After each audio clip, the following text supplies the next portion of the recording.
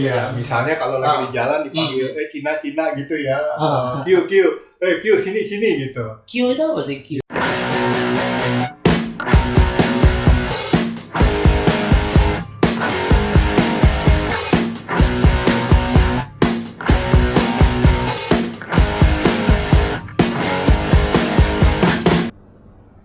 Assalamualaikum warahmatullahi wabarakatuh. Ketemu lagi di Cerita MW. Cerita kali ini saya ditemani sahabat lama banget. Udah lama nggak ketemu, cukup lama.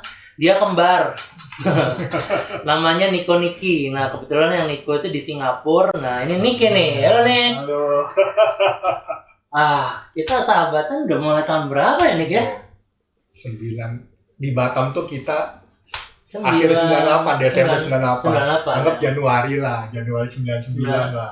Itu berarti 20 tahun lebih ya. Ini kan 20 tahun ya. Iya. Ada topik sebenarnya yang cukup menarik nih yang gue pengen bahas sama lo nih.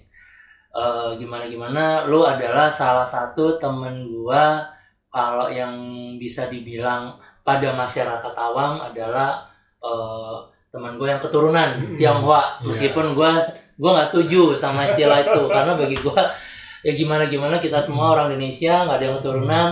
Gue juga ada keturunan Arab, ada Cinanya, ada Maduranya, tapi orang nggak pernah ngejudge gue warga keturunan kan. Pernah nggak sih ngalamin satu hal yang berkaitan dengan mungkin rasisme dari zaman, kan kita hidup di era 90-an ya. Iya. Zaman Pak Harto ya. Zaman Pak Harto.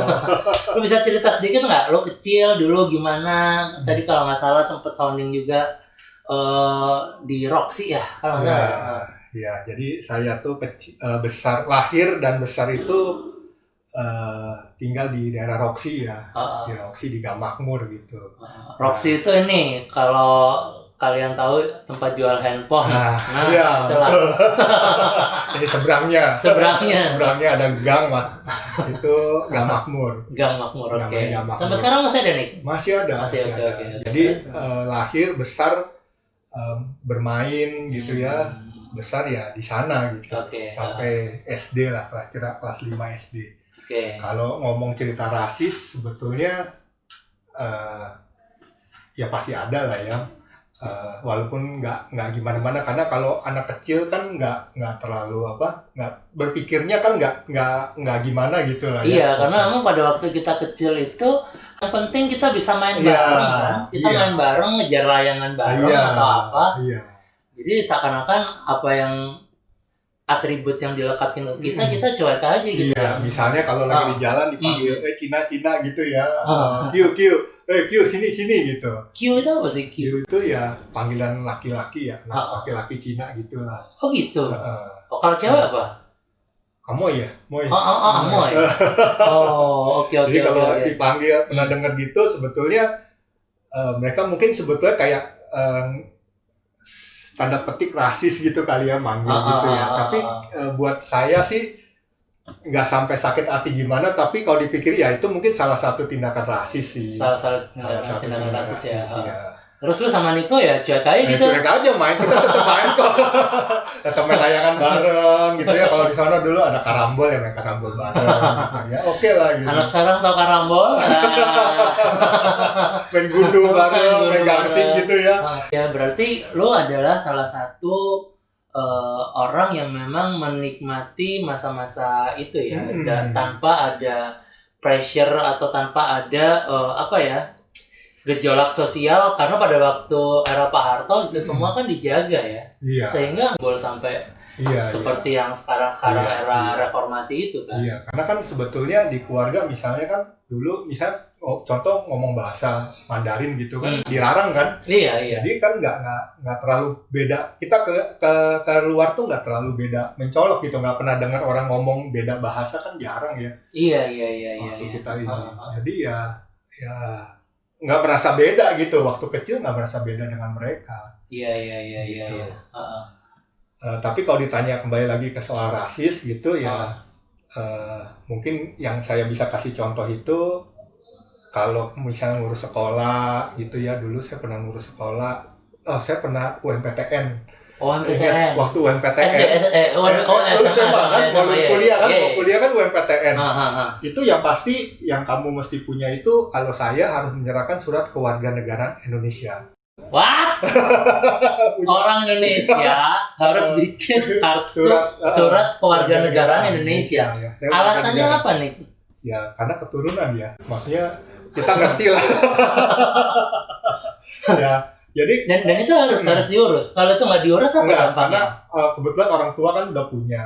Oh, okay. Orang tua, papi mami udah punya, bokap nyokap udah punya, tapi mereka mungkin juga concern waktu itu, mereka bilang sama saya, maksudnya kalau nanti kamu udah besar, kamu punya anak, tetap surat itu dibutuhkan, itu kan surat udah dari orang tua ke saya, ke cucu istilahnya. Okay. Kalau udah puluhan tahun namanya kertas kan bisa rusak.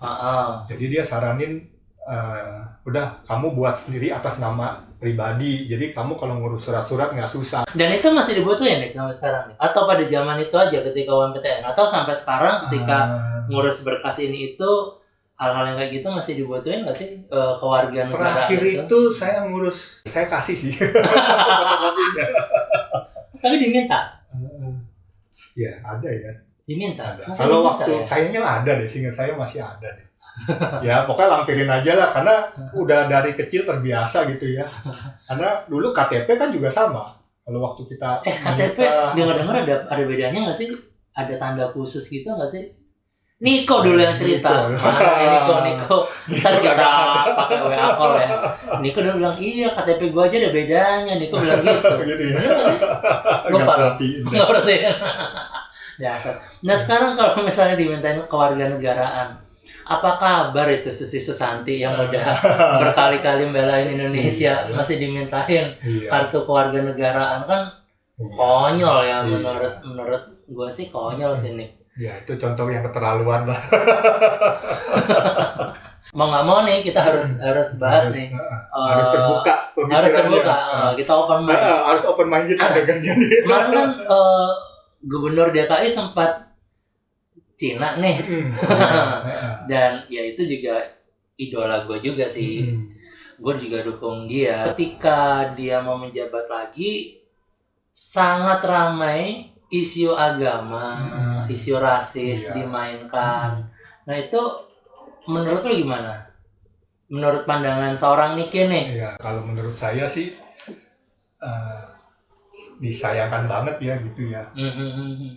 Karena menurut saya pemimpin nggak usah dilihat dari rasisnya gitu, nggak usah dilihat dari rasnya, dari ras agamanya gitu. Karena terus terang saya dulu saya merasa bahwa Indonesia menanjak maju gitu, arahnya maju gitu, naik gitu.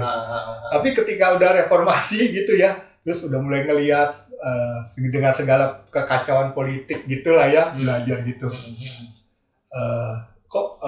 Bahkan sampai tahun 2000 isu itu masih ada gitu. Saya bayangin dulu kalau misalnya itu Ahok terpilih ya, mungkin kayak Singapura dikit gitu.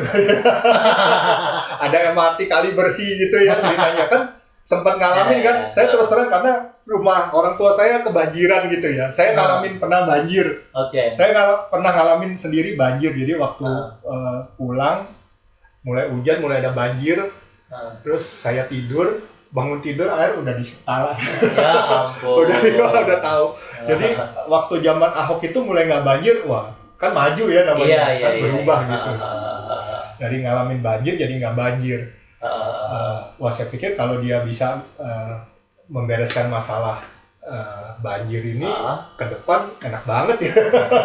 Tapi ketika sekarang tuh banjir lagi, nah sekarang nggak terpilih, rumah saya, orang tua saya banjir lagi. Tapi yang ngungsi. Aduh. Jadi gini ceritanya, rumah saya waktu saya pertama kali banjir dengan yang sekarang sudah naik 1,5 meter. Jadi dari zaman sebelum Ahok, kita rumah itu habis banjir, saya ngungsi, dirobohin, dinaikkan 1,5 meter, terus dibangun lagi. Iya, dibangun. Wih, bener datang deh. Iya. Oh iya, mumpung saya ingat ya. Saya pulang sama Niko sampai Jakarta itu pertama kali ditampung di rumahnya Niki sama Niko waktu itu, dan yang sampai sekarang tidak bisa lepas dari ingatan saya adalah ketika mereka bingung nyari arah kiblat. Lo mau sholat, gue bingung nih hadap mana nih. Habis itu ingat banget nggak ada sejadah di sana dan mereka nawarin selimut atau apa gitu untuk jadi sejadah, dan sampai juga tante ya nawarin makan dan bilang, "Wait, tenang, ini halal kok." Itu melekat nih sampai di sekarang nih. Makanya gue kalau ngomongin Niko-Niki ke semua orang bahwa kalian ya sahabat terbaik gue sih. Sama Wit, kita juga merasa begitu kok. Omong-omong, kalau menurut Niki nih, istilah rasis sendiri menurut lo apa sih, Nik? Ya kalau rasis itu ya membela apa yang sama lah gitu loh. Saya lebih milih, lebih memilih, lebih percaya gitu ya istilahnya. Misalnya gini, kalau kita sama-sama orang nggak kenal nih ketemu, misalnya saya keturunan Cina misalnya, ketemu orang yang sama-sama keturunan Cina sama yang pribumi misalnya, maaf gitu ya gitu. Mungkin kan kalau namanya rasis, kalau cuma sekedar ngelihat itu kan, wah saya lebih percaya yang saya sesama keturunan nih gitu. Iya. Itu berarti rasis ya. Atau misalnya saya nerima kerja nih misalnya, lagi lamaran ada orang yang keturunan sama yang pribumi gitu. Kan kalau namanya orang terima kerja kan lihat hasil tesnya dong. Misalnya yang pribumi lebih baik, kenapa gitu kan? Iya gitu. Tapi begitu dia ngelihat, wah ini aja nih. Ini, waduh, nanti saya susah kerja sama atau apa, udah deh saya pilih yang keturunan. Itu kan juga kayak rasis juga sebenarnya. Rasis berarti dekat sama diskriminasi ya, Nik ya. Jadi awalnya diskriminasi, ketika itu menjadi suatu doktrin timbullah rasis. Awalnya kan diskriminasi. Diskriminasi itu gini, kalau menurut gua, perlakuan yang berbeda terhadap tiap individu. Jadi diskriminasi itu tidak selalu berdasarkan ras. Bisa jadi status sosial nih. Yang satu kaya, yang satu miskin misalnya, perlakuannya beda. Lo sampai ke ngurus apapun lah ya di kantor pemerintahan atau swasta, kadang-kadang kan yang dilihat statusnya dulu. Kayak gitu, itu diskriminasi. Dari diskriminasi akhirnya meningkat lagi rasis. Rasis itu udah parah. Masih ingat kasusnya yang polisi tewas di Amerika? Itu kan juga rasis kan, antara kulit hitam sama ini. Polisi kulit putih ya. Polisi kulit putih, dan konon cerita memang banyak udah kejadian kayak gitu, cuma yang terekspos ini kayak begitu. Nah, ternyata asal-muasal rasis pertama kali tuh nih, itu sebenarnya ada sebelum manusia itu ada nih. Belum ya. Sebelum manusia itu ada di dunia nih. Lo tau nggak? Jadi waktu Allah nyiptain manusia nih, semua malaikat dan iblis disuruh sujud ke manusia, bukan untuk menyembah, tapi sebagai bentuk penghormatan. Karena Allah bilang bahwa ini adalah makhluk yang sempurna, kayak gitu. Malaikat tunduk, sujudlah pada Adam. Iblis nggak mau. Ditanya sama Allah, kenapa nggak mau? Karena saya terbuat dari api, saya lebih baik dari dia. Berarti intinya apa? Kalau lo rasis, lo udah ngambil sifatnya iblis. Rasis kan lo merasa individu yang lebih baik dengan segala atribut lo. Orang lain lebih jelek kan? Kan gitu kan? Iya nggak? Secara baik itu secara materi, baik itu secara ras. Orang lain lebih rendah aja dari lo. Nah, ada nggak lo saran, pesan atau apa buat yang nonton cerita MW nih? Ya harus open minded sih ya sebenarnya ya.